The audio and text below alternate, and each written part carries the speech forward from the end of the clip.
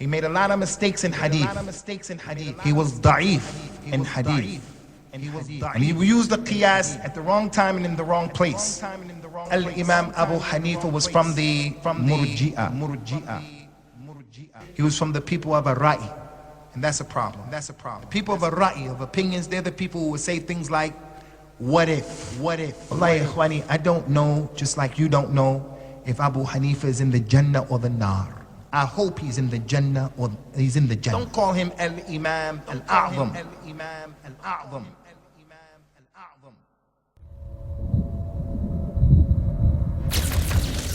These are dark times that no deny. لا إله إلا الله محمد رسول الله لا إله إلا الله محمد رسول الله لا إله إلا الله محمد رسول الله لا إله إلا الله محمد رسول الله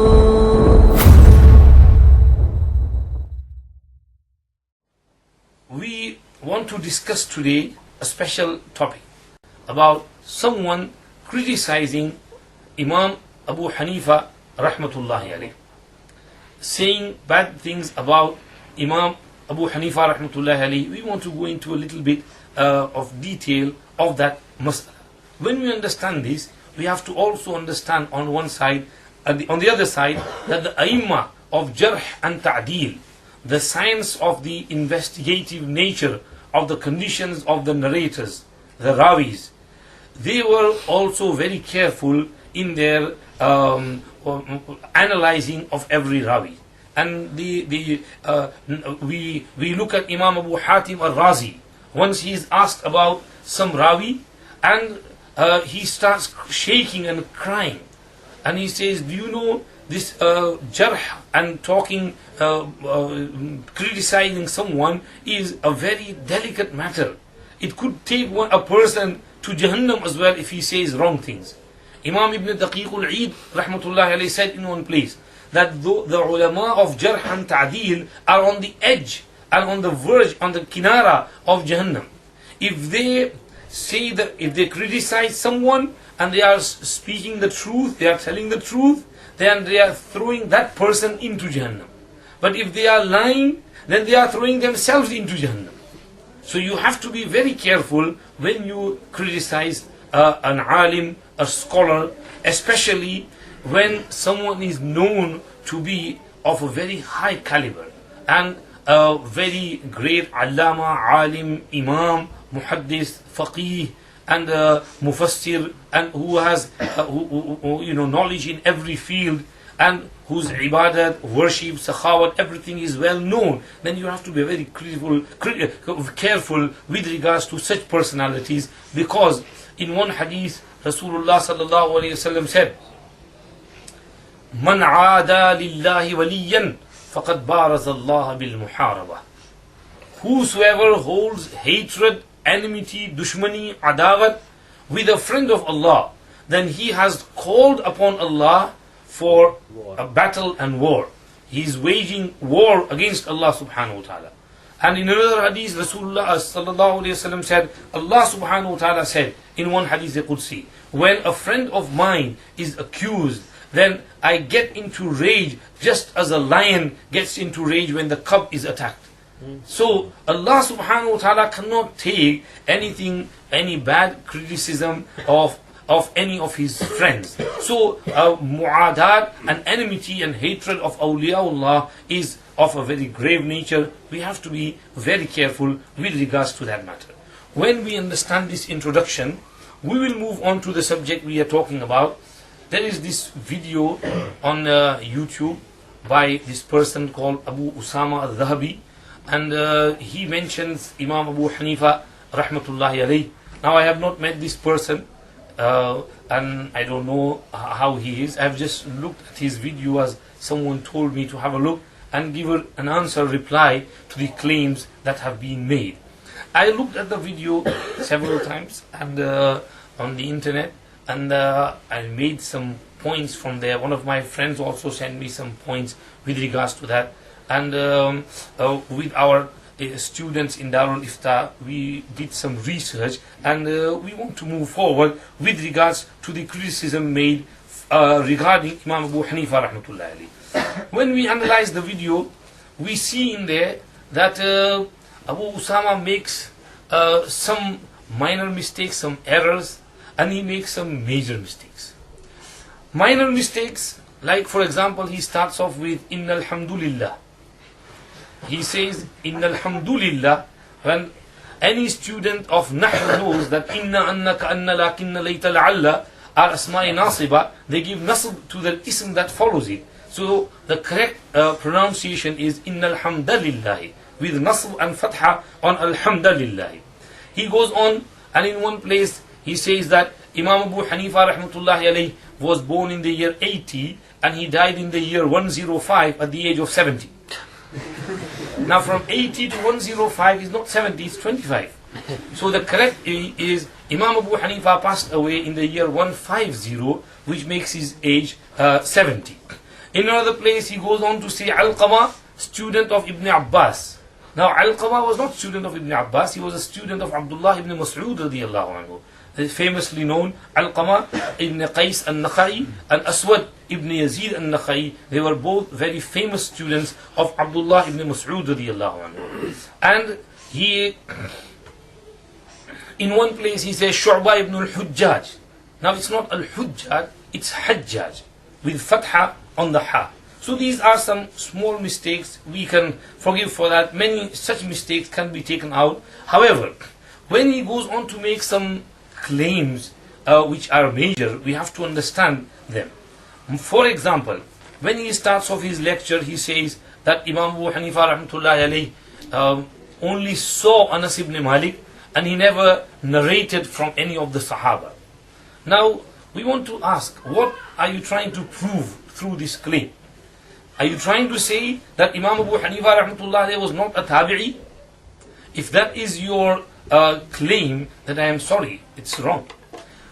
Even if Imam Abu Hanifa rahmatullahi alayhi did not narrate from any of the Sahaba, he just saw Anas ibn Malik radiyallahu anhu, that still makes him a tabi'i. Because Imam Ibn Salah writes in his Al-Muqaddamah, page 79, التابعي من لقي الصحابي وإن لم يصحبه وهو الأقرب. Imam Nawawi rahmatullahi alayhi said وهو الأظهر in Sharh Muslim. Hafiz ibn Hajar rahmatullahi alayhi writes in Al-Fatawa, Ibn Hajar al-Makki rahmatullahi alayhi writes in his Al-Fatawa that لقي أربعة من الصحابة غير أنس وهم عبد الله ibn Abi Awfa وسهل ibn Sa'd وعبد الله ibn Unais وعمر ibn Hurayth. Meaning that only looking at a Sahabi, seeing him, is enough to make a person tabi'i. So Imam Abu Hanifa rahmatullahi alayhi, not only did he see one Sahabi, he saw 5 Sahabas altogether, and he was born in the year 80 after Hijrah. And these Sahaba were still alive at that time. Imam Anas ibn Malik radiyallahu anhu passed away in the year 95 or 96, and the others later on. So it is possible, and it's been proven by the scholars in this book. I have a very nice book over here. First of all, I'll let you go through these books. This is the book of Al-Intiqa fi Fada'il al-Aimmat al-Thalathat al-Fuqaha by Imam Abu Amr Yusuf ibn Abdul Barr al-Maliki rahmatullahi alayhi, al-Undalusi, who used to live in Undulus and Spain, and he has written the Fada'il of 3 fuqahas, Imam Malik, Imam Shafi'i, and Imam Abu Hanifa rahmatullahi alayhi. He has missed out Imam Ahmad ibn Hanbal rahmatullahi alayhi. He has only narrated the fada'il and manaqib virtues of these 3. Now, Abu Amr Yusuf ibn Abdul Barr is one of the earliest scholars. He was born in the year 368 and passed away in the year 463. So he was one of the first scholars to write regarding the manaqib and fada'il of these 3 fuqaha, and he has gone into great detail in mentioning the fada'il of Imam Abu Hanifa rahmatullahi alayhi. It's a very good book, and he takes all things into account. Another book is over here, Makanatul Imam Abu Hanifa Bain al-Muhaddithin. This is of Dr. Muhammad Qasim Abduh al-Hadisi. Ad-Daktur means that he has done his doctorate degree, PhD, on Imam Abu Hanifa rahmatullah. And it's a very nice book. He has kept the balance of everything. has taken everything into account, the objections made on Abu Hanifa rahmatullahi alayhi, criticism made regarding him, and he has kept everything into perspective. It is right that sometimes the Hanafis did a little bit of ghulu and said things which were not true. So he has analyzed them and kept everything into its perspective, and it's a very nice book. Another book over here is Tazkiratul Nu'man. It's, in Arabic it's called Uqudul Juman fi Manaqib al-Imam Abu Hanifa al-Nu'man by Sheikh Muhammad ibn Yusuf al-Salihi al-Dimashqi al-Shafi'i. He is from the 9th century, a Shafi'i scholar, and many other books were written regarding Imam Abu Hanifa. Tabiyid al-Sahifa fi Manaqib al-Imam Abu Hanifa by Jalaluddin al-Suyuti rahmatullahi alayhi, and also by Hafiz Ibn Hajar al-Makki rahmatullahi alayhi, Shafi'i as well. And we have over here in front of us Tarikh-e-Baghdad of Khatib Baghdadi rahmatullahi alayhi. In it he has dedicated 120 pages to Imam Abu Hanifa rahmatullahi alayhi. And from those 120 pages, 50 are in praise of Imam Abu Hanifa and 70 are debatable, in which there is some criticism, some objections, and we can go through them, analyze them. Ustad Muhammad Abdul al-Hadisi has analyzed all the i'tirazat and objections made by Khatib Baghdadi in this book, and he has given a reply to all of them. Most of the objections refer to the chain of narration not being sound. Now, when we bring a hadith or anything, we need a sound chain of narration. And most of the narrations in criticism of Imam Abu Hanifa do not have a sound chain of narration. Therefore, they are da'if and weak, and we cannot take them into account, as Imam Dr. Muhammad Qasim Abdul al-Harisi has mentioned. Also, there are other books written in reply to the objections made by Khatib Baghdadi in that book as well. So, first claim that he did not see Anas ibn Malik radiyallahu anhu, we have dealt, he only saw Imam Anas ibn Malik radiyallahu anhu, we have dealt with that. That is enough for Imam Abu Hanifa rahmatullahi to be a tabi'i. He is the only Imam among the 4 Imams to be a tabi'i, because he was born in the year 80. Imam Malik rahmatullahi was born in the year 94, and Imam Shafi'i rahmatullahi was born in the year 150, the same year which Imam Abu Hanifa died. And Imam Ahmad ibn Hanbal rahmatullahi was born in the year 164.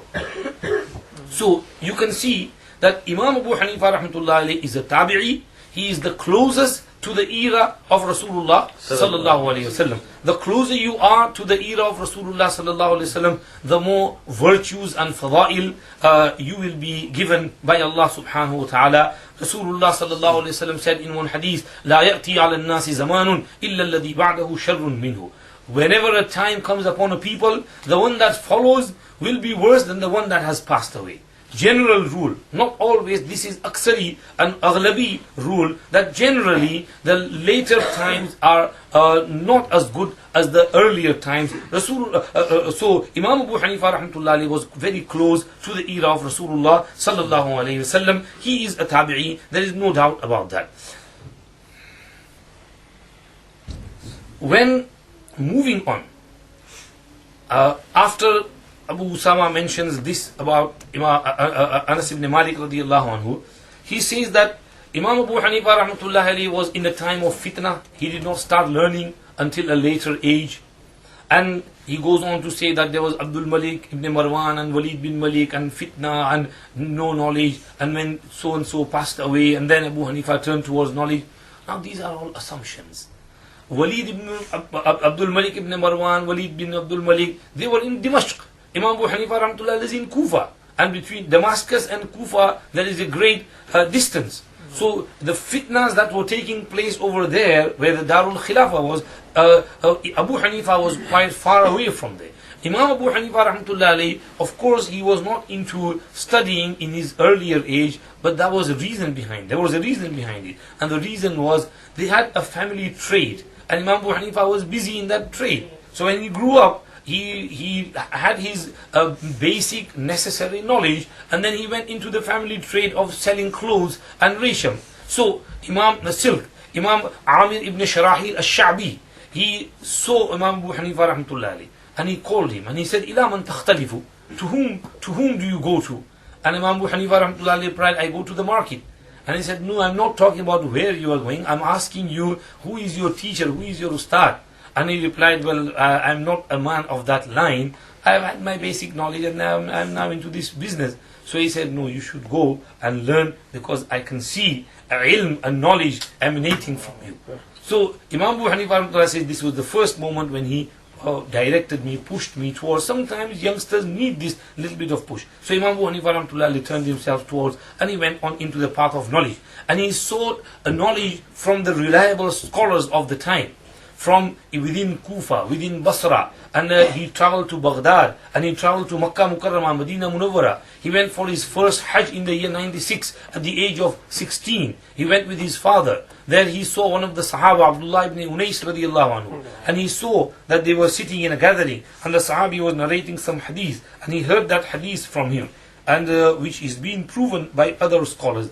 So he went for first Hajj and he went for another Hajj 2 years later on, and he went for another Hajj after another 3 years in the year 101, and he went for another Hajj in the year 105 and another one later on. So he all in all performed nearly 15 Hajj throughout his life.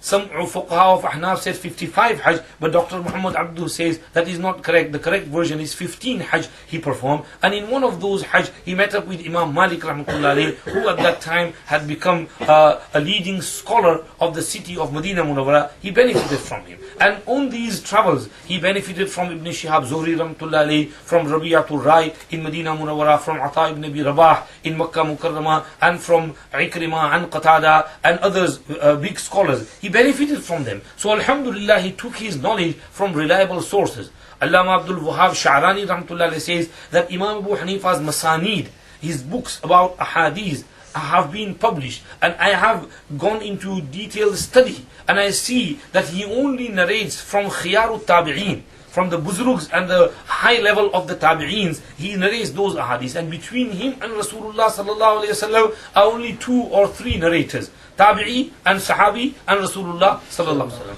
or Tabi'i and Sahabi, because he was very close to the era of Rasulullah sallallahu alaihi wasallam. So he learned, he took ahadith from the ulama, from reliable sources. However, his favorite ustad from him who took fiqh was Hammad ibn Abi Sulaiman.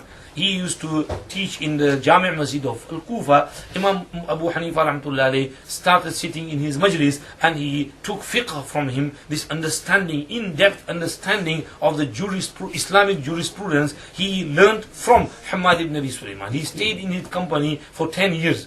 And Hammad ibn Abi Sulaiman used to revere and respect him, make him sit close to him. Once Hammad ibn Abi Sulaiman had to travel to Basra and stay there for some family problem. He had to stay there for 2 months. So when he was going, he made Abu Hanifa sit on his place.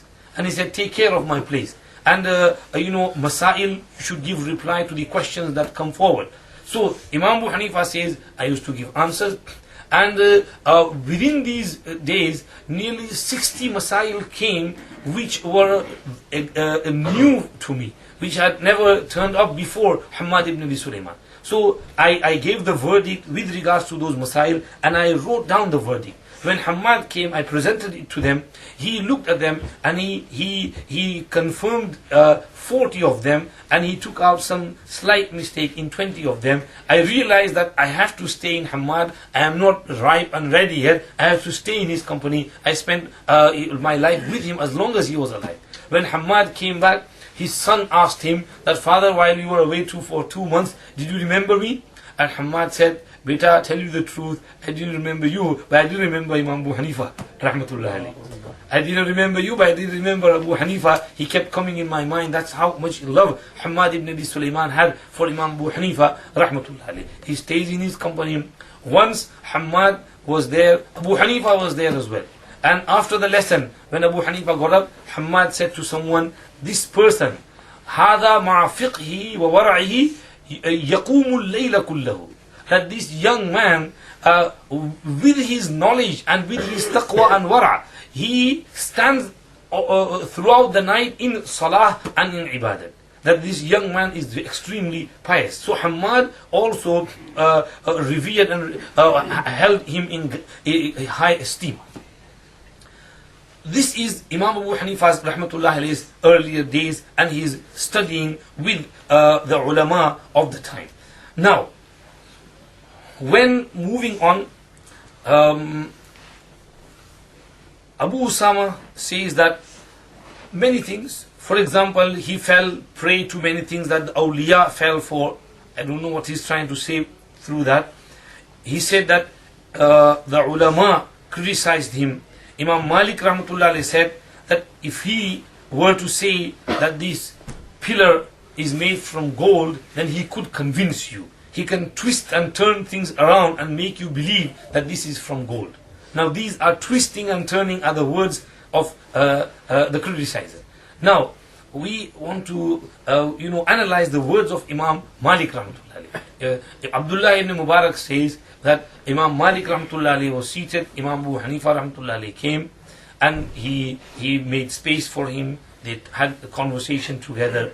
When he went, Sufyan Thawri rahmatullah alayhi came. Imam Malik rahmatullah alayhi showed respect to him as well.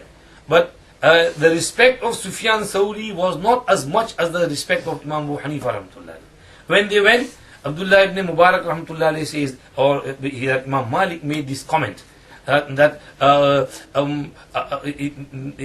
هذا أبو حنيفة لو كلمك في هذه السارية يجعلها ذهبا لقام بحجته.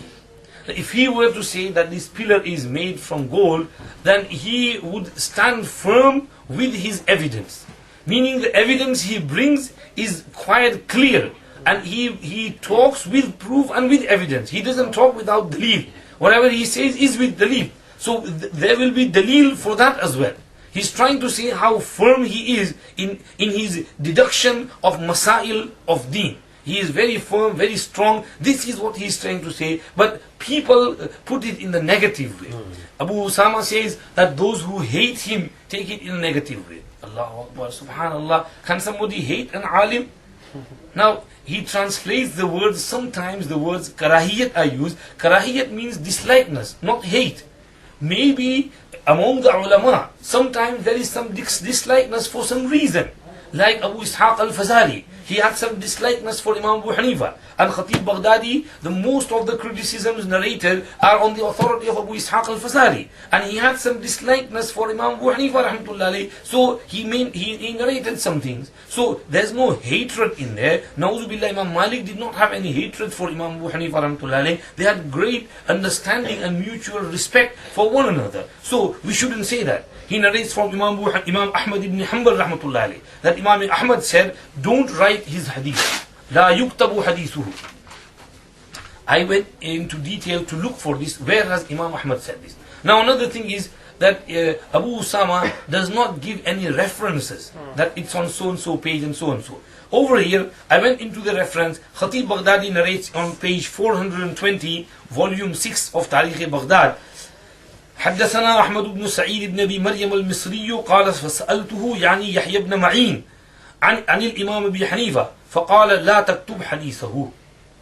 That this is the saying of Yahya ibn Ma'in, not of Imam Ahmad ibn Hanbal. So instead of Yahya ibn Ma'in, he put the name of Imam Ahmad ibn Hanbal. And the answer to this criticism from Yahya ibn Ma'in is in two ways. The narrator is Ahmad ibn Sa'id, كان كثير الوهم كثير الاضطراب. And number two, the second answer is Yahya ibn Ma'in used to do tawthiq of Imam Abu Hanifa rahmatullah alayhi. In other place, he used to say that Abu Hanifa rahmatullah alayhi is a trustworthy and reliable scholar. Yahya ibn Ma'in says in Al-Intiqa, the Hashiyah of Al-Intiqa narrates that وقال يحيى بن معين كان أبو حنيفة ثقة لا يحدث بالحديث إلا بما يحفظه ولا يحدث بما لا يحفظه. وقال صالح بن محمد سمعت يحيى بن معين يقول كان أبو حنيفة ثقة في الحديث. Abu Hanifa was a reliable authority in hadith. This is Abu Hanifa rahmatullahi alayhi regarding him. Yahya ibn Ma'in is saying in Hashiyah of Al-Intiqa fi Fada'il al-A'immati al-Fuqaha, A'immati al-Thalath al-Fuqaha, page number 246. Yahya ibn Ma'in himself says, and this I am narrating from Ibn Abdul Bar's Intiqa on page 204. He says, عن يحيى بن معين قال قال يحيى بن سعيد القطان أرأيتم إن عبنا على أبي حنيفة شيئا وأنكرنا بعض قوله أتريدون أن نترك ما نستحسن من قوله الذي يوقفنا عليه. قال ابن معين وكان يحيى بن سعيد القطان يذهب في الفتوى مذهب الكوفيين. This is Yahya ibn Ma'in narrating praise from Yahya ibn Sa'id al-Qattan with regards to Imam Abu Hanifa rahmatullahi. Now with regards to Imam Ahmad, so this saying is not of Yahya ibn Ma'in, this saying is of this saying as narrated not from Imam Ahmad, it's originally from Yahya ibn Ma'in, and Yahya ibn Ma'in, the sanad is not reliable, therefore we cannot take that into account. Imam Ahmad rahmatullahi, what did he say regarding Imam Abu Hanifa? Imam Ahmad ibn Hanbal rahmatullahi. Now over here as well, when Abu Usaama goes on, he says that Imam Ahmad was told that Abu Hanifa has been put in prison, and prison is a fitna. So Ahmad ibn Hanbal said, Rahimahullah, may Allah have mercy on him. So this has been taken out of context. There are many mistakes in there. First mistake is that he is saying Ahmad ibn Hanbal was told that Abu Hanifa is being put in prison. Now Imam Ahmad was born in the year 164 and Imam Abu Hanifa passed away in the year 150. So how can he be told that Abu Hanifa has been put in prison? Did he come out of his grave and then be taken to prison? No, there is a mistake in there. What is that mistake? I looked into the mistake, and it's the original story is Ustad Dr. Muhammad Abdul al-Harisi narrates that Imam Ahmad ibn Hanbal himself was in prison and he was being beaten up, and when he was given whips and slashes, someone told him that, oh Ahmad, Abu Hanifa rahmatullahi alayhi was also brought in this prison, he was also beaten up. So he said, Rahimahullah, may Allah have mercy on him. This is the actual story, and which has been twisted and turned into another way, and and it's been portrayed in such a way, and using the words that prison is fitna, and Abu Hanifa rahmatullahi was put in fitna in prison because he went to the rulers. Abu Hanifa didn't go to the rulers. He was forced by the rulers to take upon the qadha and judiciary system, and he refused. And for that reason, he was beaten up by the qudat and by the hukam. So there is mistake in there as well. This is one of the objections. Talking about criticism, he says that Sufyan Thawri rahmatullahi used to make the dua when seeing a crippled person when he saw Abu Hanifa, that Allah does not make happen to him what happened to the Imam.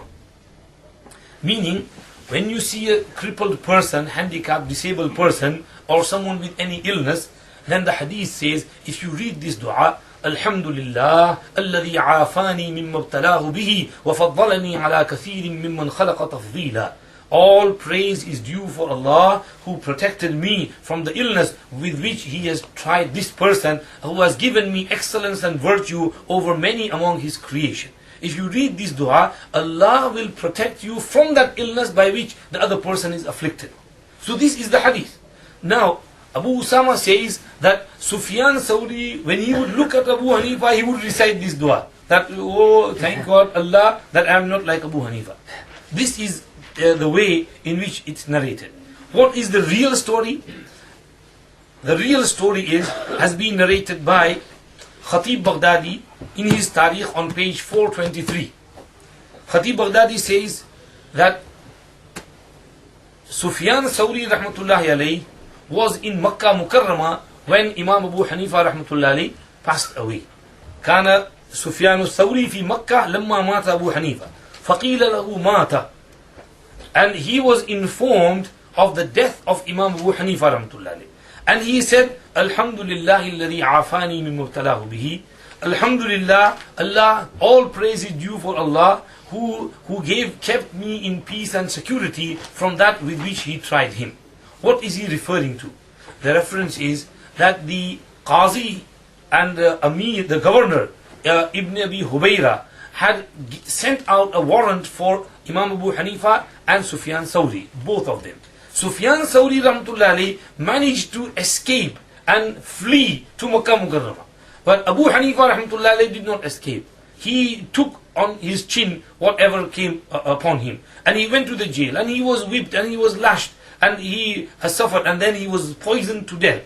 So Abu Sufyan Thawri rahmatullahi was referring to that incident, that oh Allah ka shukr, that I was not, Allah knows what would have happened to me if I was tried in the same way Abu Hanifa was tried. Meaning he was praising Abu Hanifa rahmatullahi of his istiqamat and the way he stood firm upon the trials that came upon him, and he said, if I had been tried, Allah knows what would have happened to me. This is the real story, and you can understand how it's being twisted, that Abu Sufyan Thawri said that thank God that I am not like Abu Hanifa. That's not the case. This is the real story. So this is how the things are being twisted in the criticism. Moving on, he would use qiyas on hadith at the wrong place at the wrong time. He was of the people of Rai. That's a problem. What if? Now this is also something debatable. Na'udhu billah, he would use qiyas at the wrong time and qiyas over hadith. Now, he would never give preference to qiyas over hadith. Nobody has ever. Can a Muslim do that? No. Any Muslim, no Muslim can give preference to his own rai and logic over the hadith of Rasulullah sallallahu alaihi wasallam. So we can understand that there is something fishy in there. Let me narrate just one thing from Imam Ibn Taymiyya. Imam Ibn Taymiyya rahmatullahi writes in Majmu' al-Fatawa, page 304, volume 20, ومن ظن بأبي حنيفة أو غيره من أئمة المسلمين أنهم يتعمدون مخالفة الحديث الصحيح لقياس أو غيره فقد أخطأ عليهم وتكلم إما بظن وإما بهوى. فهذا أبو حنيفة يعمل بحديث التوضي بالنبيذ في السفر مخالفة للقياس، وبحديث القهقهة في الصلاة مع مخالفته للقياس لاعتقاده صحتهما، وإن كان أئمة الحديث لم يصححوهما. وقد بينا هذا في رسالتنا رفع الملام عن الأئمة الأعلام، وبينا أن أحدا من أئمة الإسلام لا يخالف حديثا صحيحا بغير عذر، بل لهم نحو من 20 عذرا. Imam Ibn Taymiyyah rahmatullahi writes, whosoever thinks that Abu Hanifa or other Aimma from the Aimma of Muslimin used to deliberately contradict a Sahih Hadith due to Qiyas or another reason, then he is mistaken. And he is talking with only his conjecture or with his whim and desire. Imma bi zannin wa imma bi hawa. Then he goes, this is Abu Hanifa, who is practicing upon the hadith of performing wudu with nabid in safar, even though it's against the logic. And he is practicing on the hadith of qahqaha, laughing loudly in salah, even though it is against the logic. The two references are, nabiz is that water in which some dates are soaked, and the water takes the color of the dates, maybe the taste of the date.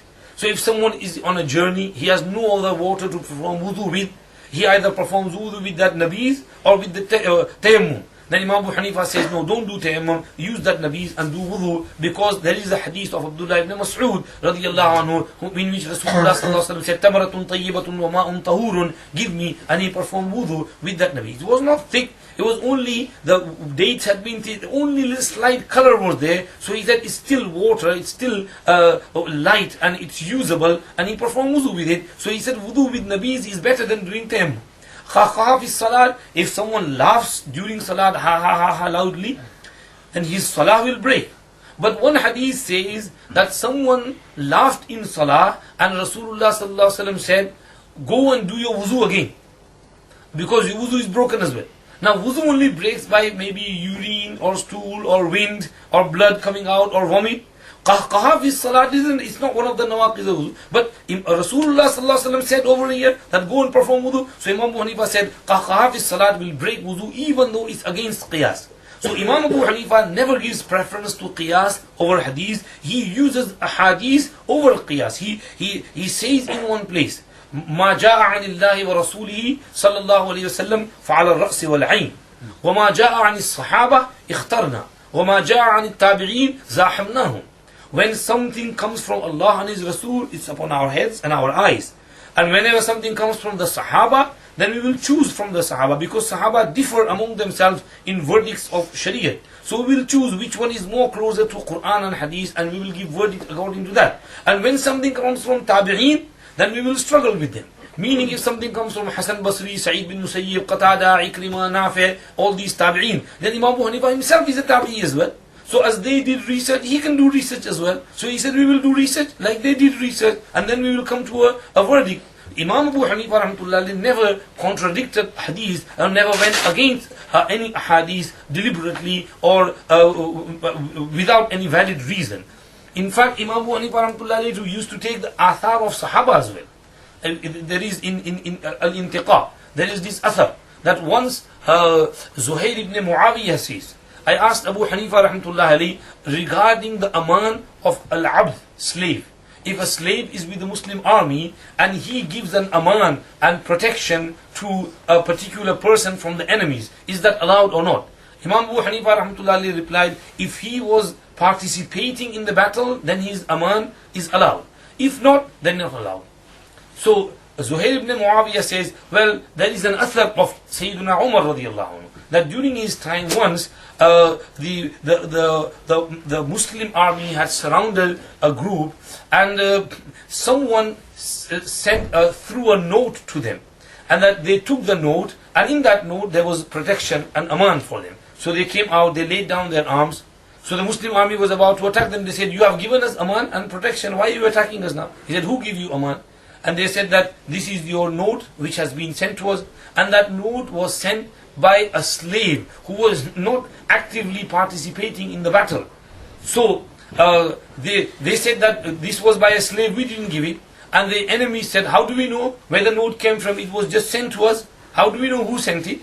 So we have been given protection. They sent someone to Umar radiallahu anhu. Umar said that the aman and the protection given by the slave is also valid, and you can't touch them. So they were given protection because of that. So Zuhair ibn Muawiyah says, when I related this hadith to him, he said, then we will have to give verdict according to the asar of Umar radiallahu anhu.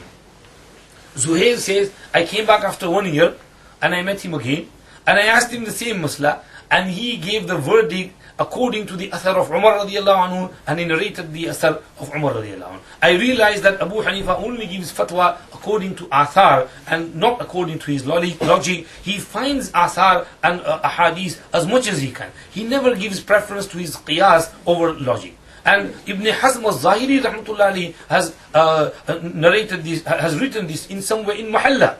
جميع أصحاب أبي حنيفة مجمعون على أن الحديث الضعيف أولى بالعمل من القياس.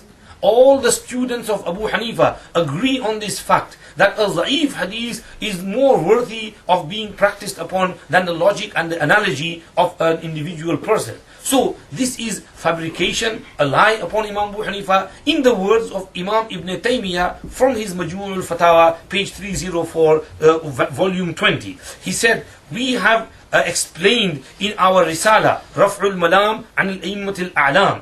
We have explained that no Imam among the Aimmas of Muslimin has contradicted or gone against a Sahih Hadith without a valid reason. In fact, they had nearly 20 reasons for leaving a Sahih Hadith. 20 reasons he mentioned. Maybe this, maybe this, maybe this, maybe this. There are many Sahih Hadiths. But you have to leave that Sahih Hadith for some reason. Not only these Aimmas. This is another debate. Sometimes the Sahabas, they used to have, there was no chain of narration for the Sahaba. When some Sahabi narrates a hadith for a Sahabi, then Sahabas are all reliable, they don't lie. So that hadith is true. But still, Sahaba said, no, there is something in there, we will not practice on this, we will practice on another hadith. Let me give you an example.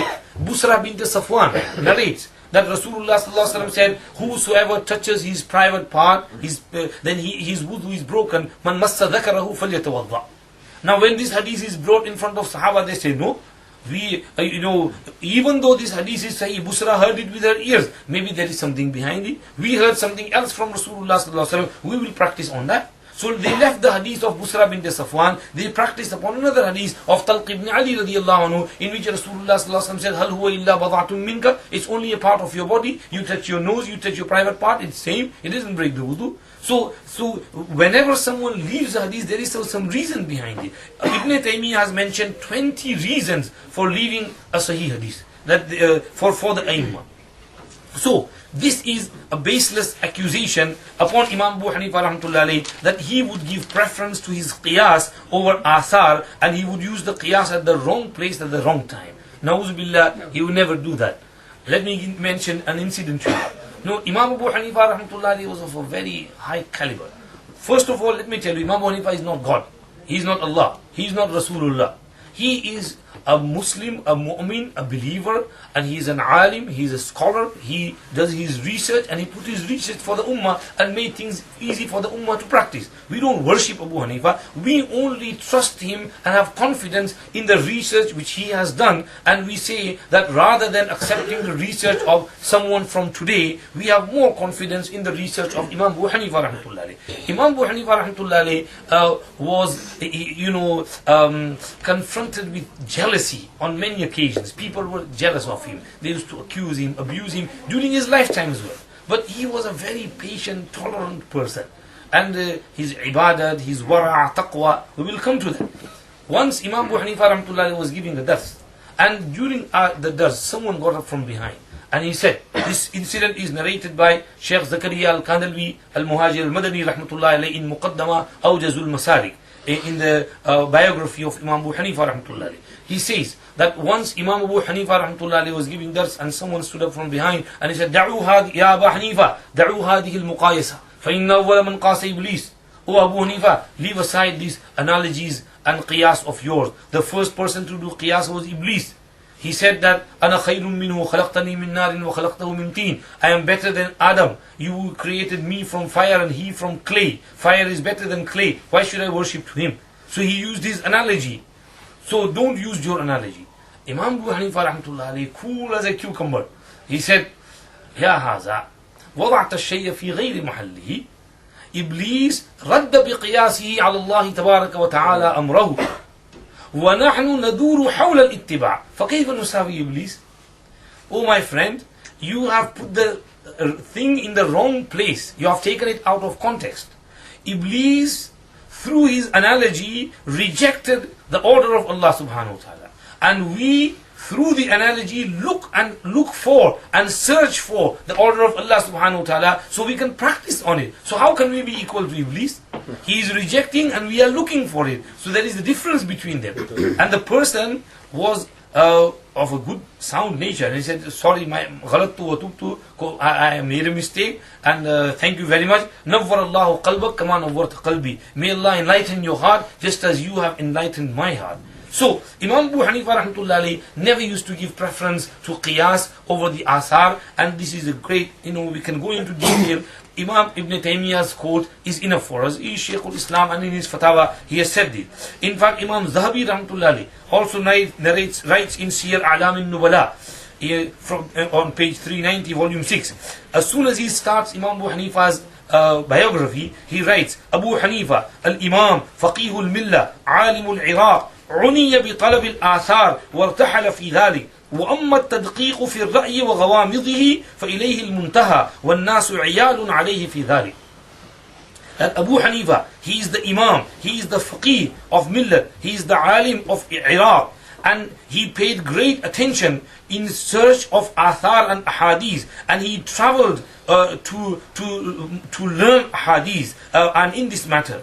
And as for going into the in-depth of Rai, and for the tadqiq and the ghawamiz, Rai and the ghawamiz, the hidden aspects of the Rai, then for ilayhi al-muntaha, to him is the muntaha, the ending, final ending. And وَالنَّاسُ عِيَالٌ عَلَيْهِ فِي ذَلِكَ. People are like children to him in this matter, that they have to learn from him. And this is, he is quoting the quote of his Imam Shafi'i rahmatullahi alayhi, النَّاسُ عِيَالٌ عَلَى أَبِي حَنِيفَةَ فِي الْفِقْهِ.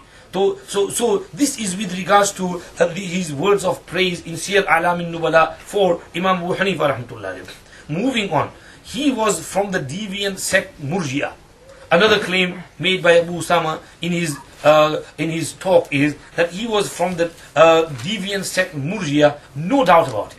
That's his words. And no doubt about it that he was from this deviant sect Murji'ah. Allahu Akbar. First of all, when he explains who are the Murji'ah, he says that the Murji'ah are those people who used to say that once you say the kalima La ilaha illallah Muhammadur Rasulullah, you are in Jannah. No matter what you do, whether you pray salah or you don't pray, you keep fast or you don't keep, you commit zina, fornication, murder, whatever you do, your iman is at the high level of like iman of Jibreel and Mikael and Israfil and iman of Muhammad and Musa and Yusuf. Your iman, their iman is same. And you will definitely, you will go straight into Jannah, whatever you do, because you've said this kalma, you will be with. Of course, this was this belief of the Murji'ah. Now, let me ask you, was this the belief of Abu Hanifa rahmatullah alayhi? No. Imam Abu Hanifa rahmatullah alayhi has this book called Al-Fiqh Al-Akbar. And on page 77, Imam Abu Hanifa rahmatullah alayhi writes, ولا نقول إن المؤمن لا تضره الذنوب وأنه لا يدخل النار ولا أنه يخلد فيها وإن كان فاسقا بعد أن يخرج من الدنيا مؤمنا ولا نقول إن حسناتنا مقبولة وسيئاتنا مغفورة كقول المرجية. What is he saying? ولا نقول كقول المرجية. We are not saying the saying of Murjiya that all our hasanats are maqbool and all our sayyiat are forgiven. And no matter what you do, you will go in Jannah. We don't say this. ولكن نقول المسألة مبينة مفصلة من عمل حسنة بشرائطها خالية عن العيوب المفسدة والمعاني المبطلة ولم يبطلها حتى خرج من الدنيا فإن الله لا يضيعها بل يقبلها منه ويثيبه عليها وما كان من السيئات دون الشرك والكفر ولم يتب عنها حتى مات مؤمنا فإنه في مشية الله إن شاء عذبه وإن شاء عفا عنه ولم يعذبه بالنار أبدا. When a person commits sins, then he will be in the mashiyat and in the, of Allah subhanahu wa ta'ala. If Allah wills, He can punish him. If Allah wills, He can pardon him. It is in the hands of Allah. We don't say that he will be going straight into Jannah. This is Aqidah Tahawiyya. Matnul Aqidah Tahawiyya lil Imam Abi Ja'far At-Thahabi rahmatullah alayhi. Imam Tahawi rahmatullah alayhi starts off his Aqidah by saying, هذا ذكر بيان عقيدة أهل السنة والجماعة على مذهب فقهاء الملة أبي حنيفة النعمان بن ثابت الكوفي وأبي يوسف يعقوب بن إبراهيم الأنصاري وأبي عبد الله محمد بن الحسن الشيباني رضوان الله عليهم أجمعين وما يعتقدون من أصول الدين ويدينون به لرب العالمين. This Aqidah is according to the Aqidah of these three great Imams, Abu Hanifa, Abu Yusuf and Muhammad bin Hassan. نقول في توحيد الله معتقدين بتوفيق الله إن الله واحد لا شريك له ولا شيء مثله ولا شيء يعجزه ولا إله غيره. Very nice, beautiful, small compilation of Aqaid. It's been translated and it's been commentaries have been written on it many times. In the book, Imam Tahawi rahmatullah alayhi writes within the Aqaid, Aqidah number 58, وَلَا نَقُولُ لَا يَضُرُّ مَعَ الْإِيمَانِ ذَنْبٌ لِمَنْ عَمِلَهُ. We don't say that when you have Iman, then sins will never harm you, even though you commit sins. We don't say this. وَنَرْجُو لِلْمُحْسِنِينَ مِنَ الْمُؤْمِنِينَ أَنْ يَعْفُوَ عَنْهُمْ وَيُدْخِلَهُمُ الْجَنَّةَ بِرَحْمَتِهِ وَلَا نَأْمَنُ عَلَيْهِمْ وَلَا نَشْهَدُ لَهُمْ بِالْجَنَّةِ وَنَسْتَغْفِرُ لِمُسِيئِهِمْ وَنَخَافُ عَلَيْهِمْ وَلَا نُقَنِّطُهُمْ. So Imam Tahawi rahmatullah alayhi is saying that those who are doing good from mu'mineen, we will have high hopes for them, that Allah will forgive their minor mistakes and Allah will admit them into Jannah with His mercy. However, we will not feel secure upon them, even though someone have good deeds, but Allah can still hold to account for small deeds, small sins and minor sins as well. Similarly, we will not testify that someone is guaranteed Jannah. No one is guaranteed Jannah. Allah knows who is going into Jannah. And we will do istighfar for a person who makes mistakes and sins, and we will fear for them that Allah subhanahu wa ta'ala can seize them and hold them to account. وَلَا نُقَنِّطُهُمْ. However, we will not make them despondent of the mercy of Allah. We will not make them hopeless. We will tell them to do tawbah and istighfar. So this is what Imam Tahawi rahmatullah writes over here. It's completely against the Aqidah of Murji'ah. How can you say that Abu Hanifa rahmatullah was a Murji'ah? This is a baseless claim, because when you say the word Murji'ah, the mind goes towards this Aqidah. And this was not the Aqidah of Imam Abu Hanifa, of Imam Abu Yusuf, of Imam Tahawi, or Imam Muhammad, nor is it our Aqidah. So don't blame upon us something which we don't say and which we totally contradict. This book is in your hand, it's in every household, you can read it for yourself. There is the English translation in there as well. So, this is, we have dealt with the claim that he was from the Murji'ah. what is the reality of this? We can go into detail, but I think we will be losing a lot of time, so I don't want to go in there. Abu Hanifa, he says that one of the greatest things is that Abu Hanifa permitted revolting against the ruler. This is also baseless. Imam Abu Hanifa rahmatullahi writes in his book Al-Fiqh Al-Akbar, narrated by Al-Raddu al-Khatib, page 61. ولا نرى الخلوج على أئمتنا وولاة أمورنا وإن جاروا علينا وندعو لهم. Similar words are narrated over here by Imam Tahawi rahmatullahi in his Aqidah. Imam Tahawi says, ولا نرى السيف على أحد من أمة محمد صلى الله عليه وسلم إلا من وجب عليه السيف ولا نرى الخروج على أئمتنا وولاة أمورنا وإن جاروا ولا ندعو عليهم ولا ننزع يدا من طاعتهم ونرى طاعتهم من طاعة الله عز وجل فريضة ما لم يأمروا بمعصية وندعو لهم بالصلاح والمعافاة. This is the reality of the Aqidah. That we will not say that you should go out and revolt against the Imam and the Wulatul Umur, even though they may be committing injustice and persecution. We will not even make dua against them, curse against them. We will not pull out our hands from their obedience. We see that we believe that obedience to those who have been given the authority is like from the obedience of Allah subhanahu wa ta'ala, which Allah has commanded us to do so. As long as they don't tell you to do any sin and ma'siyat, we will make dua for them that Allah guide them and Allah give them the path of piety and Allah give them peace and security. This is the way we will deal with our A'immah. So, Imam Abu Hanifa rahmatullahi did not say revolting against the Imam and Allah. He narrates that Imam Awza'i rahmatullahi, who is bigger and better than the four Imams. Now this is just a baseless claim. Imam Awza'i rahmatullahi, if he was bigger and better, where is his mazhab today? Why is his mazhab not prevail? Imam Awza'i was in Sham. Of course, he was a big alim, great alim of that era. But he was not bigger nor better than the four Imams. Imam Awza'i rahmatullahi, he says that Abdullah ibn Mubarak was sitting with Imam Awza'i. And Abu Hanifa came. So Imam Awza'i stood up and went away. And Abdullah ibn Mubarak followed him. Why did you run away? He said, I don't want to sit with a person who feels that revolting against the Imam is allowed. Now this story has been narrated by Khatib Baghdadi in his Tarikh, and I have looked it up in his Tarikh, and page 385. The narrator of that story is Abu Ishaq al-Fazari.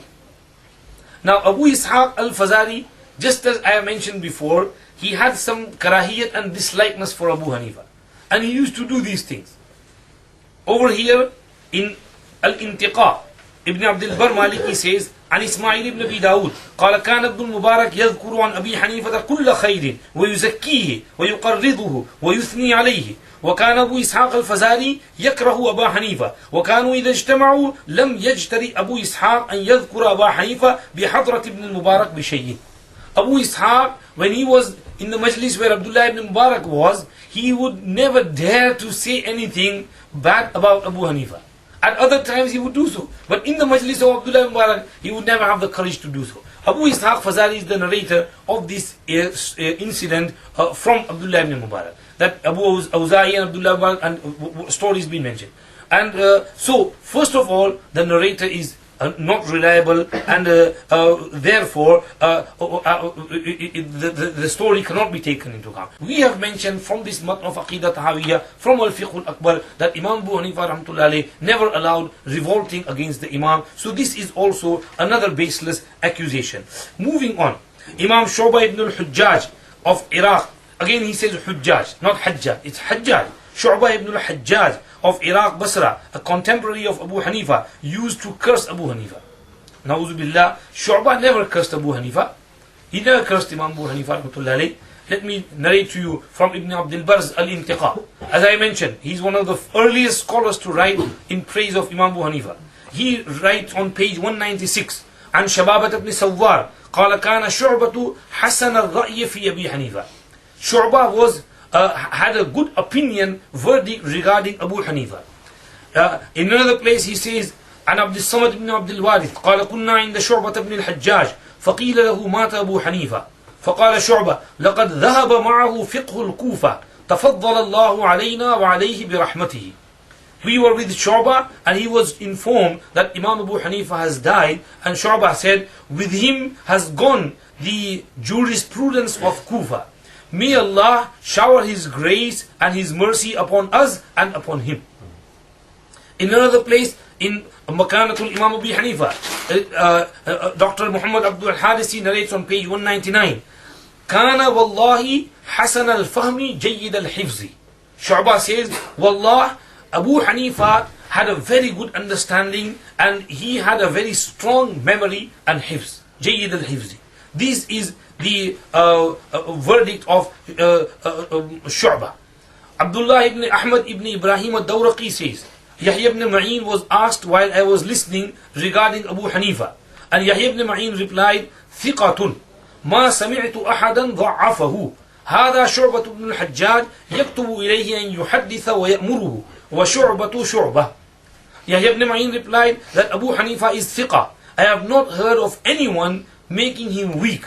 Look at this Shu'bah ibn al-Hajjaj. He is writing to Abu Hanifa that you should narrate ahadith, and he is giving him instruction to narrate ahadith. And Shu'bah is Shu'bah. He wouldn't tell anyone to do this unless he knew that person was reliable.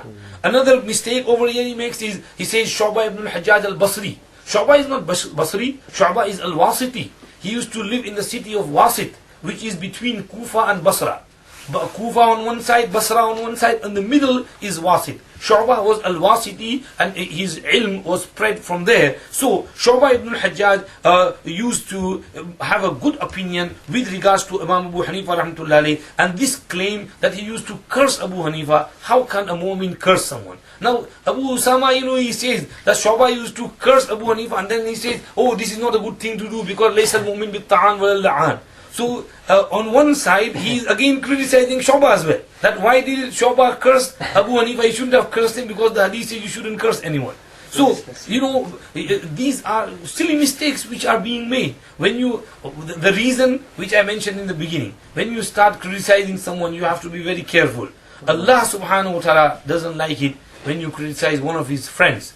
And Imam Abu Hanifa rahmatullahi alayhi was a friend of Allah subhanahu wa ta'ala. He didn't like inventing things into the deen of Allah subhanahu wa ta'ala. He was a very pious servant of Allah subhanahu wa ta'ala. Moving on, some of the other things are there.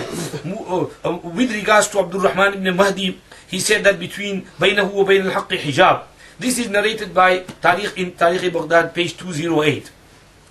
Allah knows best what he means by that. Let's take to account, this was statement of Abdur Rahman ibn Mahdi. The chain is reliable as well. There is one person criticizing him.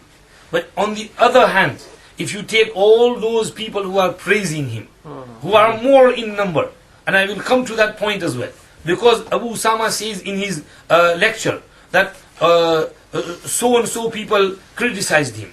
Where is it? He says, Bukhari, Muslim, Nasai, Ibn Ma'in, Dar Qutni, Awza'i, Ibn Adi, Ibn Habban, they all said he is da'if. I will say, is that all? 7 people? Look at this Al-Intiqaf Ibn Abdul Barr. He has narrated praise of Imam Abu Hanifa from nearly 70 scholars. So if 7 are on one side, 70 on the other side, the rule of Jarh and Ta'dil is when Ta'dil is more and Jarh is less, then Ta'dil supersedes the Jarh. So you will pay to the ta'dil, the praise, and not to the jarh.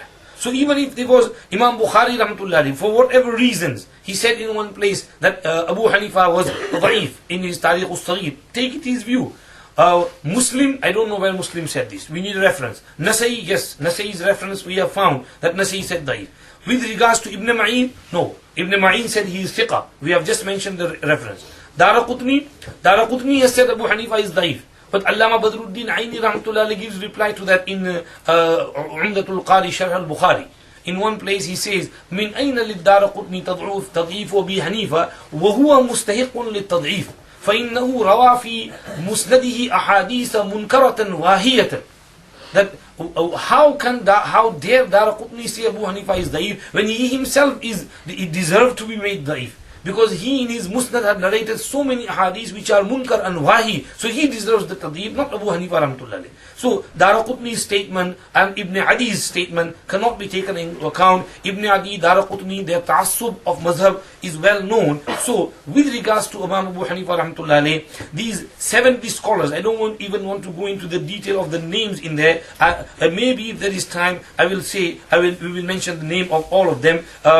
Some of them which I have just noted to you: Shu'bah ibn Hajjaj, Sufyan Thawri, Sufyan ibn Uyayna, Hamad ibn Zayd, Ibn Shubruma, Yahya al-Qattan, Abdullah ibn Mubarak, Yahya ibn Ma'in, Ibn Jurayj, Waqi'. They are all praising Imam Abu Hanifa rahmatullah alayhi. Sufyan Thawri, he mentioned that with regards to Sufyan Thawri about the crippled person. Let me tell you what Sufyan Thawri rahmatullah alayhi used to say regarding Imam Abu Hanifa rahmatullah alayhi. And Abdullah ibn Mubarak قال: سمعت الثوري يقول: كان أبو حنيفة شديد الأخذ للعلم ثابا عن حرم الله أن تستحل، يأخذ بما صح عنده من الأحاديث التي كان يحملها الثقات، وبالآخر من فعل رسول الله صلى الله عليه وسلم، وبما أدرك عليه علماء الكوفة، ثم شنع عليه قوم يغفر الله لنا ولهم. This is the statement of Sufyan Thawri, narrated by Abdullah ibn Mubarak. Who has narrated this? Ibn Abdul Barr in Al-Intiqa, page 262. Ibn Abdul Barr narrates. Before all these things come into place, Ibn Abdul Barr. And let me tell you something else. Ibn Abdul Barr passed away in the same year as Tariq Baghdadi's Khatib Baghdadi passed away, 462. And Tariq Baghdadi, Khatib Baghdadi wrote both types, and he wrote many fabricated stories in criticism of Abu Hanifa rahmatullah alayhi. But Ibn Abdul Barr didn't pay any attention to those fabricated stories. He said there are people like Bukhari, Ibn Hibban who criticized him. He mentioned a little bit, but he had the insaf and justice in his wording. He had respect. And this is what we need to do. We live in this country which is civilized, and in a scholarly debate we need to have respect. And this respect should be shown. And in every criticism there needs to be reference. So in these criticism, the reference should be given. Imam Abu Hanifa rahmatullah alayhi was of a sound nature, and these criticisms have been made, and most of them are fabricated allegations. We are not saying we are taking Abu Hanifa as God or Rasulullah or Allah. No, we are keeping the things into perspective and saying Imam Abu Hanifa rahmatullah alayhi was a great Imam. He was a wali of Allah. He was a muhaddis. He was a faqih, and he was a great abid and zahid. And you go into his characteristics, and you just wonder and marvel at such a person. He was a gift of Allah subhanahu wa ta'ala for the ummah. Allah subhanahu wa ta'ala's what you call sunnah, and his way is that he takes the work of deen from people and he chooses people. And in every era, whatever need is there, Allah subhanahu wa ta'ala chooses people to do that work. In the Sahaba, Tabi'een, Umar ibn Abdul Aziz, you see that time, the need, Allah fulfilled the need through them. When Imam Bukhari's time comes, the need is for Sahih Ahadith. So Allah chooses Imam Bukhari to gather collection, good compilation and encyclopedia of Sahih Ahadith. But when you look at the time of Imam Abu Hanifa rahmatullah alayhi, people knew ahadith, they had memorized ahadith like memorizing Quran, but their attention was not towards taking out masail from the Quran and hadith. Nadr ibn Shumayl says, كان الناس نياما عن الفقه حتى أيقظهم أبو حنيفة بما فتقه وبينه ولخصه. People were sleeping from fiqh. It was Abu Hanifa who woke them up by explaining and beautifully summarizing the masail, the usul and the roots, and how to derive masail from Quran and Hadith. So he said that don't just memorize, with memorizing, take out the masail from the Quran and Hadith as well. So Imam Abu Hanifa rahmatullah alayhi diverted people's attention towards this fiqh which was necessary and which was needed. So these are some of the criticism. We are moving on very quickly and swiftly, a little bit left. Another criticism made is that Imam Bukhari rahmatullah alayhi criticizes Imam Abu Hanifa in Sahih al-Bukhari. First of all, Imam Bukhari rahmatullah alayhi has never mentioned the name of Imam Abu Hanifa in his whole Sahih. In never in a single place. In some places he says قال بعض الناس. And this is not criticism, this is a difference of opinion. That Imam Bukhari rahmatullah alayhi's opinion is different from the opinion of some people. And Imam Bukhari uses this qala ba'zun nas in maybe 20 to just over 20 places. And in most places, he directs his what you call indication towards Imam Abu Hanifa rahmatullah. In some places towards Imam Shafi'i as well. And in one place towards Imam Muhammad ibn al-Hasan al-Shaybani as well. So, this is with regards to Ba'dun Nas. And criticizing him in Sahih al-Bukhari, Abu Usaama says through the abwab, through the chapters which he conducts, he uses. Now, Imam Bukhari rahmatullah was a very wise person. You know, he would not write his Sahih just to criticize one person. He wrote his Sahih for the whole Ummah. He wanted the whole Ummah to benefit from his Sahih. So wherever there is a difference of opinion, he will of course support his view and he will bring hadith in his view.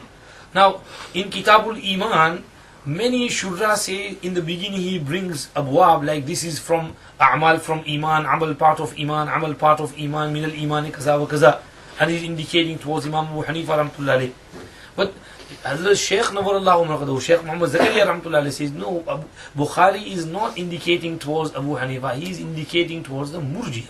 And we have just explained, Murji'ah said that Amal is not part of Iman, whatever you do, you will go straight into Jannah, you won't go into Jahannam. This was their Aqidah. Even today, when we get people who are Murji'ah, you know, those people who say that, you know, sharab, kebab, drugs and all this and still will go in Jannah. And they say that, oh, who has Allah made Jannat for? And Jannat is for us, we're going to go Jannat anyway. So this is called Murji'ah. So Imam Abu Hanifa rahmatullah was never a holder of that view. And so the indication is not towards Imam Abu Hanifa, the indication is towards the Murji'ah, the ghulat of Murji'ah, who separated them both and said that you will go to Jannah whatever you do. So Imam Bukhari is doing his rad and criticizing upon them, not on upon Abu Hanifa. And in many places, Imam Bukhari rahmatullah has agreed with Imam Abu Hanifa and not with the other Aimma. In many places, for example, in Kitab al-Zakat, when the masla comes about ushr upon the harvest, all the Aimmas, Shafi'i, Malik, they all say you only have to give 1/10 to the fuqara when the harvest reaches a particular limit of khamsatu awsuq. If it's less than khamsatu awsuq, you don't need to give to the poor. But Imam Abu Hanifa rahmatullah is of the opinion that whatever the land produces, whatever harvest you get, whether it is little or whether it's more, you have to give 1/10 to the fuqara. Now Imam Sa'd's madhab is more beneficial for the fuqara, because even if you have a small garden and you get a little bit of products, you will still give 1/10 to the fuqara. Whereas over there, you will have to have so many tons, then from that you will have to give to the fuqara. So that is nisab according to Shafi'i, Malik and the others. But according to Imam Abu Hanifa, there is no nisab for the produce of the land and the cultivation and the harvest. You have to give 1/10 of anything you harvest. So Imam Bukhari agrees with the opinion of Imam Abu Hanifa rahmatullah. And he makes a chapter in Kitab al-Zakat, goes with that. In many masail. And Imam Bukhari's opinion is exactly the same as Imam Abu Hanifa rahmatullah. With regards to naqlu zakat min baladin ila balad, the Aimma says you can't send one zakat of one city to another city. Imam Abu Hanifa says if there is more need in another city, you can do so. Bukhari rahmatullah agrees with the opinion of Abu Hanifa rahmatullah that you can send zakat to another city if there is more need over there and send it there. So many masail, Imam Bukhari agrees. It's not that Imam Bukhari is always against Abu Hanifa and there is something between them. No, that's not the case like people make it. Abu Hanifa and Bukhari, Imam Bukhari rahmatullah came at a later date. He was born in 194 after Hijrah, nearly 50 years after Abu Hanifa rahmatullah passed away, and he passed away in the year 256.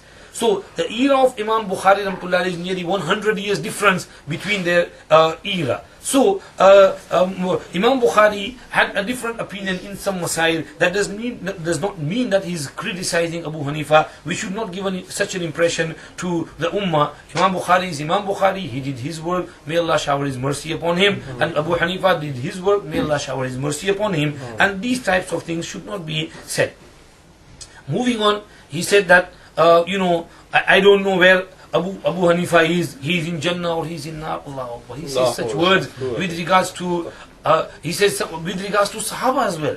He says that Sahaba used to take revolt against Aimma, and people Khawarij of today take the lead from Abu Hanifa's call and from the call of Aisha and Talha and Zubair who went against Ali. So they say Aisha and Talha and Ali did this, so we can do it as well. So he uses that word, and then he says that no, but Aisha and Talha and Zubair were forgiven because radiyallahu anhum, they will not be held to account no matter whether it is zina or rape or murder, they will still be forgiven. How can you say such words regarding Sahaba? You should have some respect for the Sahaba. It's not for the Aimma. And over here with Abu Hanifa, he says, I don't know whether he's in Jannah or he's in Nar. And with Obama, I don't know, Obama, if he comes on Hidayat, he can go into Jannah. Now, these types of comparisons, they don't suit a scholar, and a scholar should be very careful of what he says. May Allah give Hidayat to the whole Ummah. Moving on, another criticism he makes is that Abu Hanifa, with regards to Abu Hanifa, people do ghulu and exaggerate. And they say that he used to recite the Quran 60 times during the month of Ramadan. So if he taught from Fajr to night, and when did he get time? It is against the Sunnah and prohibited. Prophet didn't do it, so we shouldn't do it as well. This is his criticism of Imam Abu Hanifa. First of all, where is this? Is this right or wrong that Abu Hanifa finished 60 Quran in Ramadan? Well, Khatib Baghdadi Ramtullahi has narrated in Tarikh Baghdad on page 357. And Yahya ibn Nasr قال كان أبو حنيفة ربما ختم القرآن في شهر رمضان 60 ختمة. He has narrated with his chain that Abu Hanifa Ramtullahi in Ramadan many a time, he didn't say always, ربما, sometimes or many times, finished the Quran in the month of Ramadan 60 times throughout the month of Ramadan. That is once in the day, once during the night. Now is this possible or not possible? People say it's not possible, Prophet didn't do it, so why should we do it? Allahu Akbar. Get this out of your mind, that Prophet sallallahu alaihi wasallam liked many things, but he didn't do it deliberately. So they are allowed in Sharia. There is no harm in there. Rasulullah sallallahu alaihi wasallam came for Hajjatul Wada. He arrived on the 4th of Zilhijjah, and there were 4 days left before going to Mina. But Rasulullah sallallahu alaihi wasallam did not perform a single nafil tawaf. He did not perform tawaf of Baytullah, even though he liked it. Because if he were to do it, then the ummah would think that this is something necessary and they would be troubled. And he wanted to make things easy for the ummah. So he didn't do it. So Rasulullah sallallahu alaihi wasallam, maybe he didn't finish the Quran in the whole night because he didn't want to put the ummah in trouble. But he has spent sleepless nights in worshipping. And he has spent the whole night in worshipping. Many a times with the Sahaba. In the hadith of Abu Dharr, he started his salah in Ramadan after Isha, and hatta khashina an yafutan al-falah, until Sahri was at risk as well that we will get suhoor or not. And immediately went home, suhoor, came back to Fajr salah. So he performed throughout the whole night. And in many hadiths he performed nearly 6-7 juz in one rakat. So the basis is there. And it was not only Imam Abu Hanifa Ramtullahi who used to recite so much Quran. Allahu Akbar. That era was such an era. Imam Shafi Ramtullahi used to recite 60 khatm in the Quran. Imam Bukhari Ramtullahi used to recite 40 khatms in 40 khatms in Ramadan. Read Hadith Sari Muqaddama of Fathul Bari. Hafiz ibn Hajar Asqalani Ramtullahi writes that Imam Bukhari would complete one recitation throughout the day, every day, throughout the month of Ramadan. And in the evening at Maghrib time, Qul a'udhu bi rabbil falaq and Qul a'udhu bi rabbil nas would be on his lips every single day. And he said after Isha, Imam Bukhari would start his salah, and in that salah he would read 10 juz al-aqal, thuluth al-Quran. And every third day he would be making a khatm of the Quran. Hafiz ibn Hajar has narrated this in Hadith Sari. So that era was such. Sayyid ibn Jubair, Sayyid ibn Musayyib, they were great ubbad. Imam Abdul Hayy al-Laknawi Ramtullah has written a book called Iqamatul Hujjah ala anna al-ikthara min al-ibadati laysa bi bid'ah. And in that he narrates all these narrations of so and so, big list of all those tabi'een and tabi'een who used to spend the whole night in worship, who used to recite the Quran throughout the day, throughout the night. Abu Bakr ibn Ayyash and so, how much Quran they used to recite. Abu Bakr ibn Ayyash, Imam Bukhari, Imam Nawawi narrates in Muslim with regards when he was dying on his deathbed, his sister was crying and he opened his eyes and he said, "Sister, don't cry. in this corner, your brother has recited the Quran 24,000 times. So these are the era was such of worship. Today people don't want to worship. People have time for everything else. Their leisure, sport, and they don't want to let anybody else worship as well. So Abu Hanifa rahmatullahi alayhi used to recite khatm of Quran throughout the day and night. This is narrated by Baghdadi in his Tarikh. They also went on to say that he performed Salah of Fajr with the wudu of Isha for 40 years. Abu Usaama says this is not possible. How can this be possible? Now let me tell you, my friends, this is possible. Try it for one night. In England, summer it will be very possible. Winter it might be hard. But in summer, the night is very short. 10 o'clock Maghrib, 4 o'clock Fajr, you can do it. So Imam Abu Hanifa rahmatullahi did it. Now when you say something that someone did this practice for 40 years, it doesn't mean that every day whatever happens. It means that this was his general habit, general routine. If someday he's ill or sick, or someday he's on a journey, he's out, those days will be exempted. But generally his normal habit was this. For example, someone would say Rasulullah sallallahu alaihi wasallam migrated to Medina Munawwara and for 10 years he did this. Meaning that was his general habit. For 10 years he did Qurbani on every Eid. So we will say it was his general habit. When he was there, he did the Qurbani. When he wasn't there, he was on a journey, he was in Makkah on Hajjatul Wada, he did not do it. But his normal habit was in Medina for 10 years, he did the Qurbani.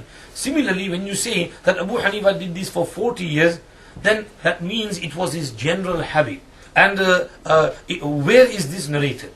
You can't do this. Don't just reject anything due to your own qiyas and your own logic. When there is narration there, look at it. Where is it? Tariq Baghdad 354 volume 6 عن أسد بن عمرو قال صلى أبو حنيفة فيما حفظ عليه صلاة الفجر بوضوع العشاء 40 سنة.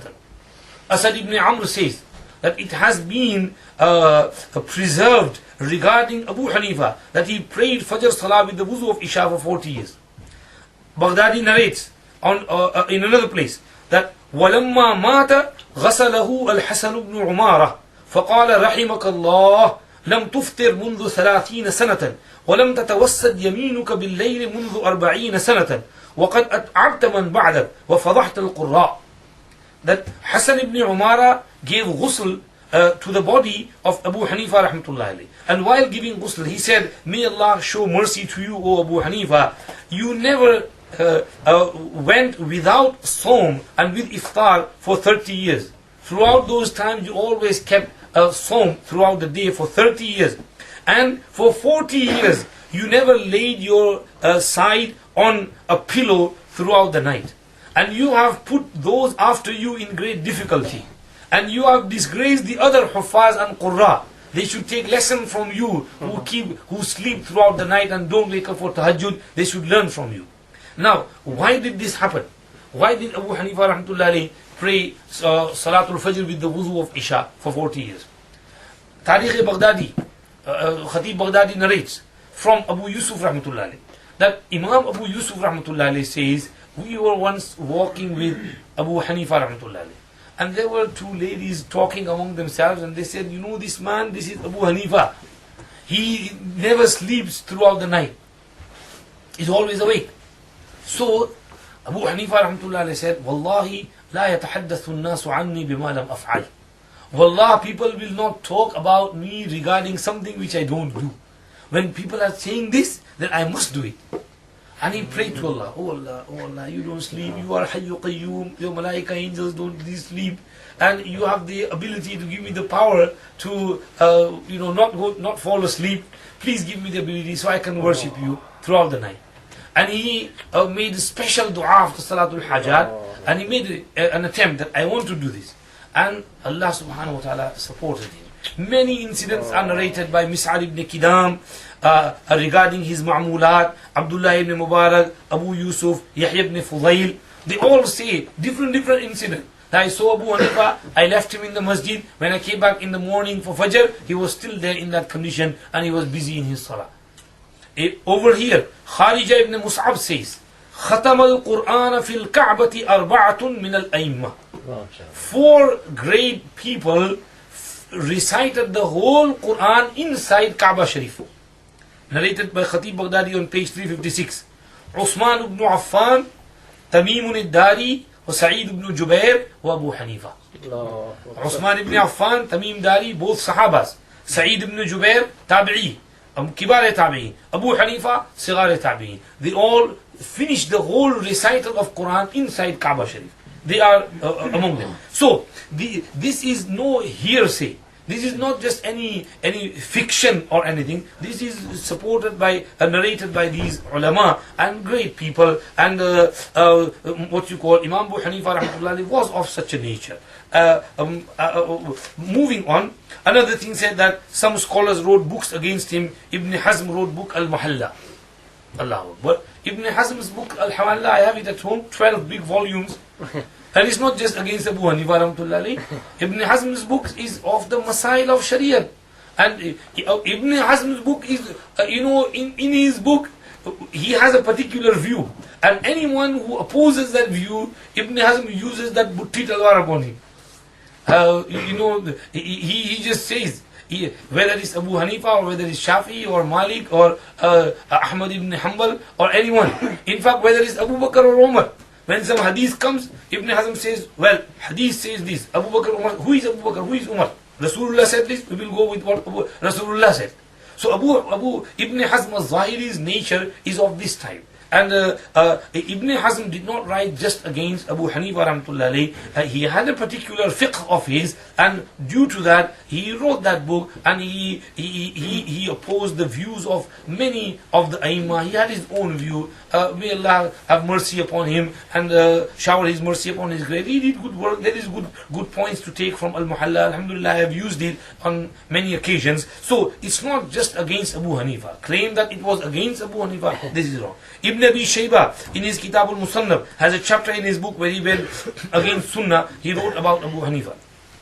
Similarly, we can finishing off. Ibn Abi Shayba rahmatullahi narrates in his al-Musannaf that Abu Hanifa many times went against hadith, and he says, in hadith says so and so, but Abu Hanifa said this. In this book, Makanatul Imam Abu Hanifa Bayn al-Muhaddisin, Ustad Dr. Muhammad Abdur al-Hadisi, on page 318, he starts off from there, and he says that first of all, Ibn Abi Shayba's objections can be summarized into 6 points. And after those 6 points, we can take all those ahadith which he has mentioned, and he mentions nearly 125 examples. And from those examples, what he does is, he brings the quote of Ibn Abi Shayba, the hadith which he brings, and then he's rad upon Abu Hanifa. Then Dr. Muhammad Abdul Harsi, in his doctorate and his PhD, he brings the dalil of Abu Hanifa. And then he brings at the end who has agreed with Abu Hanifa on this masla. That Abu Hanifa said this, but so and so also agree with Abu Hanifa. So in this way, he gives the answer and reply to the objections of Ibn Abi Shayba. And in all of them, the haqq is with Abu Hanifa rahmatullahi alayhi. And he says that whatever Ibn Abi Shayba has narrated and the objections he has made, they can be referred to 6 points. Number one, the hadith which Ibn Abi Shayba narrates is da'if. In comparison to the hadith which Abu Hanifa rahmatullahi alayhi has, it's a sahih hadith. Number two, there is difference of opinion amongst the Sahaba. So Ibn Abi Shayba brings a qawl, verdict of Sahabi, not a hadith, verdict of Sahabi. But Abu Hanifa also has a verdict of another Sahabi. So when there are difference of Sahaba, you can take from whichever you choose, whichever you feel is more closer to Quran and Hadith. Not whichever is more close to your desire and what you like and your whim. No, which is more closer to Quran and Hadith. Number three, many a times the masla is referred to ijtihad and ikhtilaf in the understanding of the Hadith. Ibn Abi Shayba's understanding is different, Abu Hanifa's understanding is different. And when you scrutinize it, you will know that Abu Hanifa's understanding is much more better than the understanding of Ibn Abi Shayba. Ibn Abi Shayba came later on. He is the ustad of Imam Bukhari rahmatullahi. He is the student of the students of Imam Abu Hanifa rahmatullahi.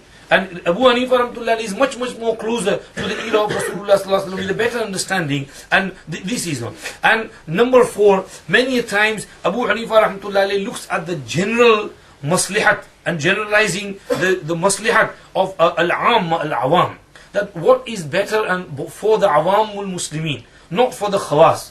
Like in the masla of which I have mentioned about ushr, that what is more general, what is better for the general public. So Ibn Abi Shayba's view is restricted to a particular channel. Abu Hanifa's view is more broader. That is why Imam Abu Hanifa's view was not understood by Ibn Abi Shayba, and that's why he objected. And number 5, many a times there is a hadith, but Imam Abu Hanifa rahmatullah was very strict in accepting Sahih hadith. He would say that only those ahadith should be accepted which the narrator remembers from the day he hears it to the day he narrates it. If he forgot it in between, then that will not be reliable. He should have it in his memory from the day he heard it to the day he narrates it. There was a very strict condition for hadith. Not all people can do that. This was Imam Abu Hanifa's condition. So many a time there are some strict shara'i of Abu Hanifa with regards to acceptance of hadith. And number 6, in the 6th point is that sometimes Ibn Abi Shayba objects on something, saying this is Abu Hanifa's madhab. But in reality, that is not Abu Hanifa's madhab, that is something else. He thinks it's Abu Hanifa's madhab and then he objects over it. When you keep these 6 points in mind, then all the masail refer to these 6 points, and you can give reply to them. And Ustad Dr. Muhammad Abdul Hadisi went through all of them and gave very beautiful answer to them. We should all the students who are here, you should buy this book. This is very good. Makanatul Imam Abu Hanifa, Bayn al-Muhaddithin, Dr. Muhammad Abdul Hadisi. So this is some of the objections, and there are other things which can be said as well. I think this is enough for the answers of the criticism made by this person called Abu Usaama At-Thahabi. Just with regards to finishing off of Imam Abu Hanifa rahmatullahi, what type of person he was, how the ulama have praised him.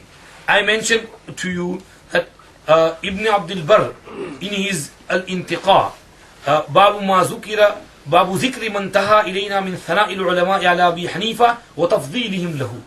Praise of Abu Hanifa and their giving excellence to Abu Hanifa. Abu Ja'far Muhammad ibn Ali ibn al-Husayn.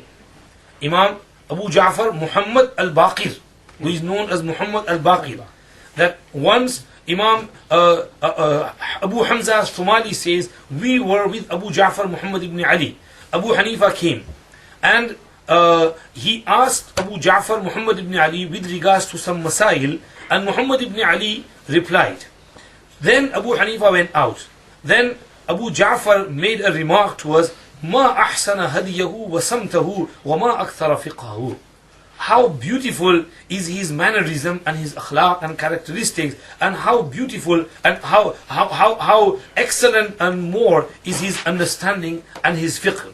He also narrates عن أبي حنيفة أن أبا جعفر محمد بن علي حدثه أن عليا دخل على عمر وهو مسجن عليه بثوب فقال ما من أحد أحب إلي أن ألقى الله بصحيفته من هذا المسجى بردائه.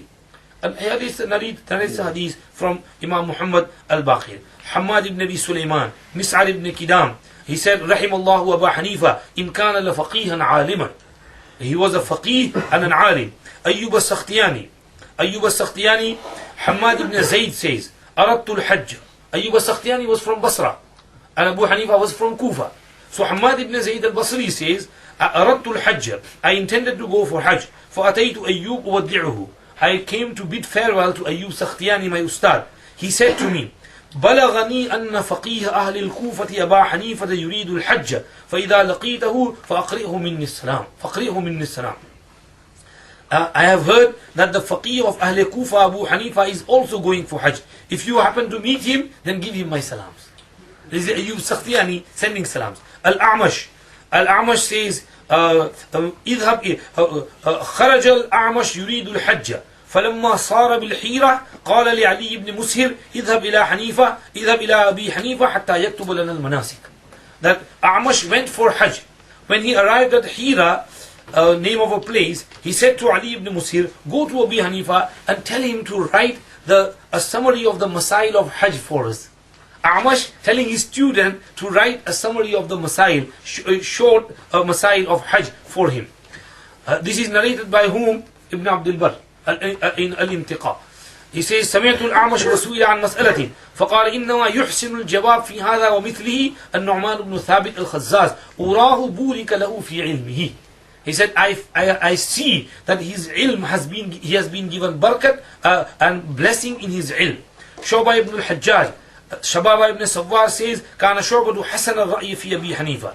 And some others, Sufyan Thawri, Mughira ibn Miqsam al-Dabbi, and Hassan ibn Salih ibn Hay, Sufyan ibn Uyayna, Sa'id ibn Abi Aruba, Hamad ibn Zayd, Qazi Sharik. Hamad ibn Zayd said, حدثنا سليمان بن حرب قال سمعت حماد بن زيد يقول والله إني لأحب أبا حنيفة لحبه لأيوب. وروى حماد بن زيد عن أبي حنيفة أحاديث كثيرة. Hamad ibn Zayd said, Wallah, I love Abu Hanifa because he loves my Ustad Ayyub Sakhtiyani. And Hamad ibn Zayd narrated many ahadith from Imam Abu Hanifa rahmatullah alayhi. Qazi Sharik, سمعت شريكا النخعي يقول كان أبو حنيفة طويل الصمت دائم الفكر قليل المحادثة للناس. Ibn Shubruma says عجزت النساء أن تلد مثل النعمان. Yahya ibn Sa'id al-Qattan, in fact Yahya ibn Sa'id al-Qattan used to give fatwa according to Abu Hanifa's right. Abdullah ibn Mubarak and his many ash'ar narrated over here. رأيت أبا حنيفة كل يوم يزيد نباهة ويزيد خيرا وينطق بالصواب ويصطفيه إذا ما قال أهل الجور جورا يقايس من يقايسه بلب ومن ذا تجعلون له نظيرا كفانا فخذ حماد وكانت مصيبتنا به أمرا كبيرا رأيت أبا حنيفة حين يؤتى ويطلب علمه بحرا غزيرا إذا ما المشكلات تدافعتها رجال العلم كان بها بصيرا. These are narrated by Abu Ibn Abdul Barr from Abdullah ibn Mubarak, his ash'ar with regards to praise of Abu Hanifa rahmatullah alayhi. Qasim ibn Ma'an, Hujr ibn Abdul Jabbar, Zuhair ibn Muawiyah, Ibn Jurayj, Abdul Razak ibn Hammam, Imam Shafi'i praising Abu Hanifa. Waqi' ما رأيت مثل وقيع وكان يفتي برأي أبي حنيفة.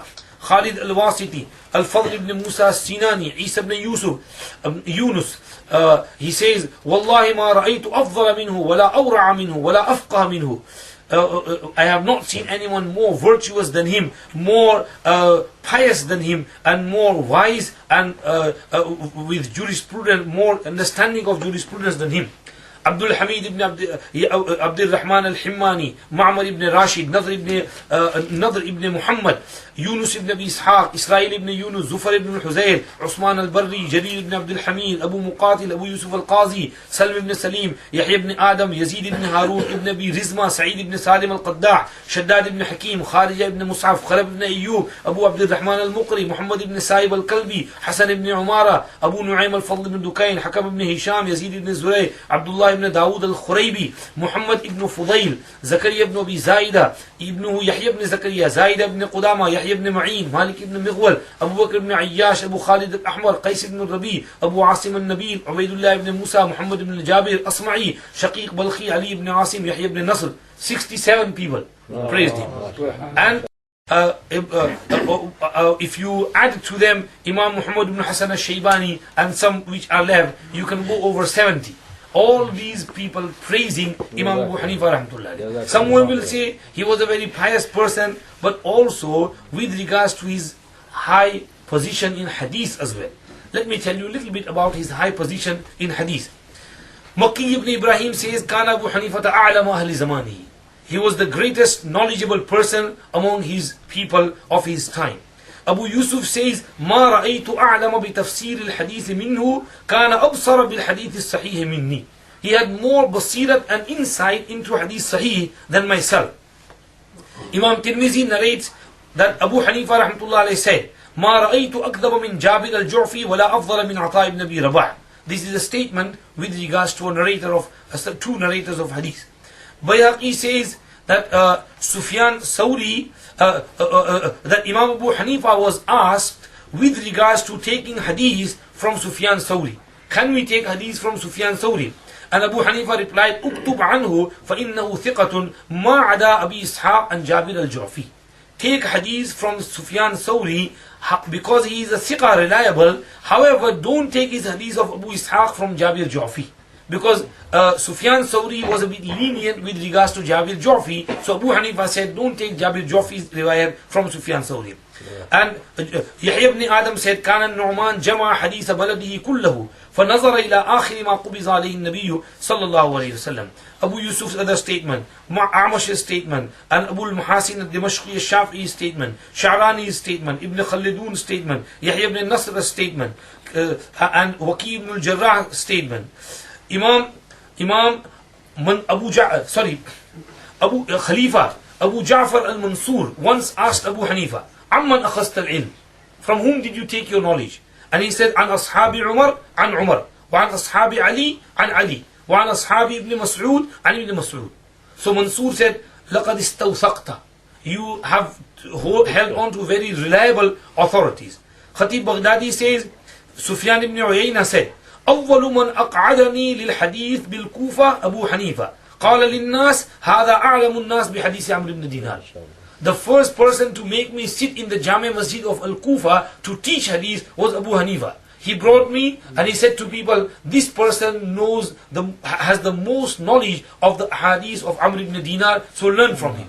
So this is Abu Hanifa. He is telling Sufyan ibn Uyayna to sit down and teach hadith. He is being asked about Sufyan Thawri. He is being asked about other people because of his knowledge of hadith. And many other statements. Muwaffaq said, Intakhab al-athar min al-arba'ina alf hadith. He narrated, he selected al-athar from 40,000 ahadith which he had remembered. So these are all the ulama. There might be a question over here, why is there so many ahadith not narrated from Abu Hanifa in Sihaya Sitta? So we will say that, tell me how many hadith narrated from Shafi'i, from Ahmad ibn Hanbal. Imam Ahmad ibn Hanbal is Bukhari's ustad. But Imam Bukhari in his whole Sahih has only narrated maybe 6 places from Ahmad ibn Hanbal.